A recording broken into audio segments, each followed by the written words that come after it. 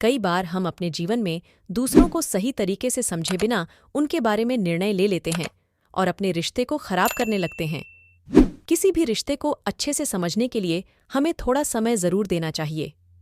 कहते हैं कि किसी भी रिश्ते की डोर तब कमजोर हो जाती है जब इंसान रिश्ते में उठने वाले सवालों के जवाब खुद ही बनाने लग जाता है। दोस्तों, ये स्टोरी उठने वाले सवालों के जवाब खुद ही बनाने लग जाता है।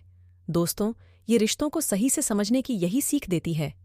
एक बार एक 4 साल की छोटी बच्ची और उसकी माँ एक गार्डन में टहल रहे थे। बच्ची के हाथों में 2 सेब थे। बच्ची की माँ ने बच्ची के पास जाकर पूछा, क्या तुम मुझे इन 2 सेबों में से एक सेब दोगी? माँ की ये बात सुनकर बच्ची थोड़े देर के लिए शांत हो गई। फिर उसने जल्दी से पहले तो एक सेब का एक टुकड़ा अपने दांतों से काट लिया और फिर दूसरे सेब का एक टुकड़ा भी अपने दांतों से काट लिया। बच्ची को ऐसा करते देख बच्ची की माँ थोड़ी मायूस सी हो गई। उसे लगा कि उसकी बेटी में शेयर करके खाने की आदत ही नहीं है। जब वो मुझे अपनी चीज नहीं देना चाह रही है तो फिर दूसरों को क्या देगी? बच्ची की माँ मायूस होकर भी मुस्कुरा रही थीं ताकि बच्ची को बुरा न लगे। तभी अचानक बच्ची ने उन 2 सेबों में से एक सेब अपनी माँ की ओर बढ़ाते हुए कहा कि मम्मी, आप ये वाला सेब खाओ क्योंकि ये ज्यादा मीठा है। बच्ची की ये बात सुनकर उसकी माँ अचंभे में पड़ गई।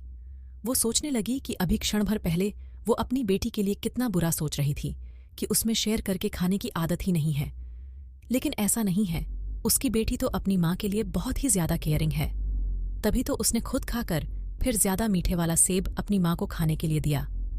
दोस्तों, इस कहानी से हमें यही शिक्षा मिलती है कि अक्सर हम जल्दबाजी में दूसरों के प्रति जैसी अवधारणा बना लेते हैं, वैसा होता नहीं है।